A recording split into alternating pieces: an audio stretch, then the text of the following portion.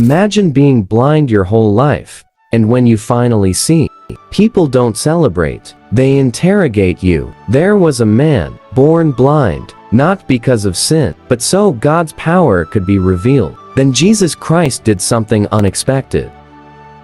He made mud, put it on his eyes, and told him to wash. He obeyed, and for the first time in his life, he saw. But instead of celebration, the Pharisees questioned him. How did this happen? Who did this? Even his own parents were afraid to speak. But the man stood bold and said, I don't know everything, but one thing I know, I was blind, and now I see. They rejected him, but Jesus came back for him, and he didn't just receive sight. He found the one who changed his life forever. The miracle was undeniable, so they tried to discredit the man instead. After the healing, the tension didn't stop, it escalated. The Pharisees refused to accept what happened, so they did something strategic. They attacked the evidence. Bring his parents. They asked, is this your son? Was he really born blind? Now imagine the pressure, because anyone who supported Jesus Christ could be thrown out of the synagogue. So his parents answered carefully, yes, he is our son. Yes, he was born blind. But how he now sees, we don't know. Fear silenced them. But the man, he refused to be quiet. They questioned him again and again, and then he said something bold. I've already told you, and you didn't listen. Why do you want to hear it again? Then he dropped this line, or do you also want to become his disciples? That moment, everything shifted. They couldn't deny the miracle, so they attacked the man. But what he says next will shock you. They threw him out right after his miracle. The questions didn't stop. The pressure didn't ease. The more he spoke the truth, the more they resisted it. The religious leaders were angry, offended, threatened, because they couldn't deny what happened, but they refused to accept it. So they made a decision, not to believe, not to understand, but to reject. They cast him out, just like that, rejected, isolated, alone, right after receiving a miracle. Imagine that. You've just experienced something life-changing, and instead of support, you lose people. But the story doesn't end in rejection, because when Jesus Christ heard what happened, he went looking for him. Not the crowd, not the leaders, him. And when he found him, he said, do you believe in the Son of Man? The man answered and said, who is he, Lord, that I may believe in him? And Jesus said to him, you have both seen him, and it is he who is talking with you. Then he said, Lord, I believe. And he worshipped him. He thought he was just receiving sight, but he was being led to truth. Not just healed, but found. Some people will reject your miracle. Some will walk away from your story. But that doesn't mean God has left you. Because sometimes, when people push you out, that's when Jesus steps in. Watch this again. This time, don't just see the miracle, see the meaning. If you think this is just a Bible story, wait till you see how this applies to your life today. Part 4 is next. If this message meant something to you, subscribe for more like this. And if you've ever experienced something like this, comment I see below. Someone else needs to hear this. Share it. Not everyone will be happy when God changes your life. Some people won't celebrate your breakthrough. They'll question your miracle before they accept it. The story in John 9 is not just history, it's happening right now. A man was healed by Jesus Christ, but instead of support, he faced doubt. Instead of celebration, he faced criticism.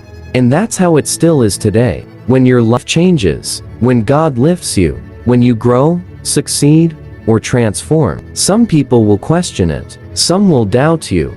Some will distance themselves, not because nothing happened, but because they can't explain it. But here's the truth. You don't need everyone to understand your miracle. You just need to know what God has done in your life. Like that man said, I was blind, but now I see. People may reject your story, but they can't erase your testimony.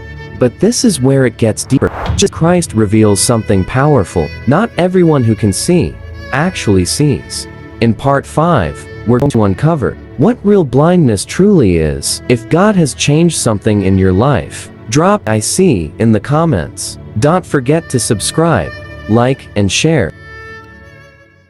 They thought they could see, but they were the blind ones. This story started with a man who couldn't see. In John 9, a man was born blind, and his life changed when Jesus Christ healed him. But the miracle wasn't the end. It was the beginning of something deeper. At first, people questioned it. Is this really him? Then came pressure, interrogations, doubt, then rejection. He was cast out, and just when it seemed like he lost everything, Jesus came back for him. But here's what most people miss. The real focus of the story was never just the blind man. It was the people who thought they could see. At the end of the story, Jesus Christ says, "For judgment I have come into this world, that those who do not see may see, and that those who see may be made blind." And the Pharisees asked him, "Are we blind also?" Jesus answered, "If you were blind, you would have no sin. But now you say, 'We see,' therefore your sin remains." This wasn't about eyesight anymore. It was about heart posture. The blind man had a problem, but he knew it.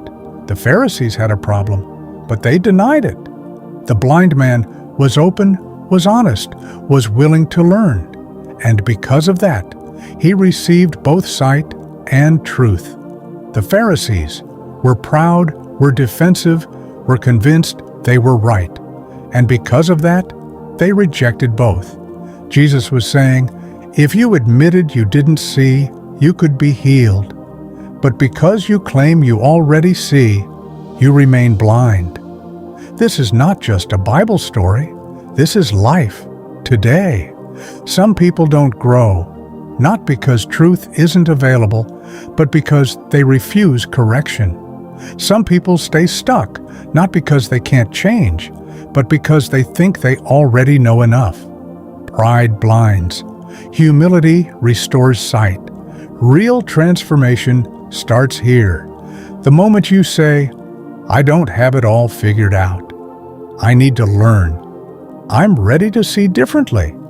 That's when growth begins. That's when clarity comes. That's when your life changes. Real blindness is not the inability to see. It's the refusal to accept truth when it's right in front of you. A man who was blind ended up seeing, and men who claimed to see remained blind. So the question is not, can you see?